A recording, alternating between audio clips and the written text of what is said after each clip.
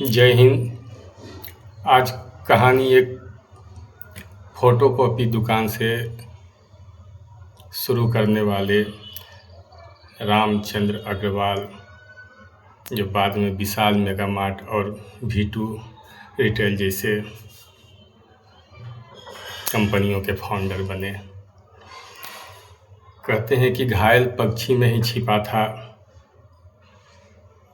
सिद्धार्थ का बुद्ध हो जाना, गिरना हर बार खत्म हो जाना नहीं होता। रामचंद्र अग्रवाल बचपन से ही पोलियो से ग्रसित थे, लेकिन उन्होंने कभी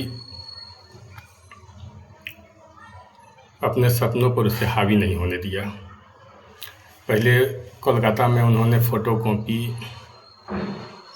का व्यापार किया, जिसमें वह उसके साथ ही ठंडा इत्यादि बेचे थे। बाद में फैशन की तरफ उनकी रुचि हुई और उन्होंने एक दुकान किया, जिसमें उन्होंने बाज़ार को भांपा कि अब लोग जो है रेडीमेड की तरफ मूव कर रहे हैं, और उन्होंने फिर रेडीमेड की दुकान की और बहुत अच्छा उनका दुकान जो है चलने लगा। इस तरह वह फैशन एग्जीबिशन भी वहाँ लगाते थे। धीरे धीरे 4-5 दुकान उनकी कोलकाता में हो गई, लेकिन कुछ यूनियन कारणों के चलते जो है उनको वह बिजनेस जो वहाँ छोड़ना पड़ा, और वह वहाँ से चले गए दिल्ली में उन्होंने विशाल मेगा मार्ट की स्थापना की, और बहुत अच्छा वह करीब वह जो है 150 आउटलेट उसका जो है पूरे भारत में उन्होंने उसको स्थापित किया। लेकिन वह खुद कहते हैं कि कहीं न कहीं कुछ मिसमैनेजमेंट, अनुभव की कमी के चलते जो है बाज़ार के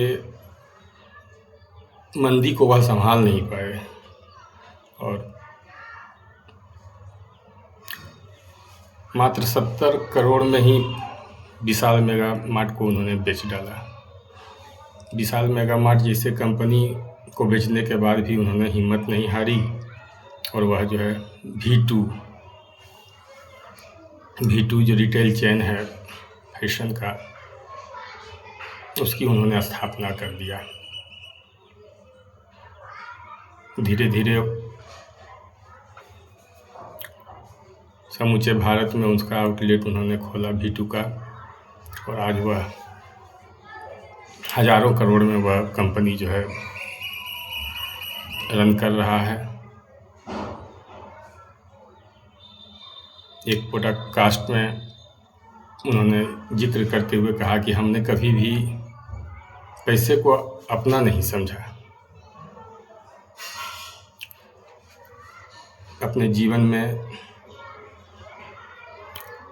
गीता के ज्ञान को उतार कर उन्होंने सदैव कर्म को प्रधान रखा, कर्म करने पर विश्वास किया, और विशाल मेगा मार्ट जाने के बाद भी उन्होंने हार नहीं मानी। अपने अनुभवी कर्मचारी का उन्होंने साथ नहीं छोड़ा, उनका ध्यान रखा, और आज फिर उन्होंने एक इतने बड़े रिटेल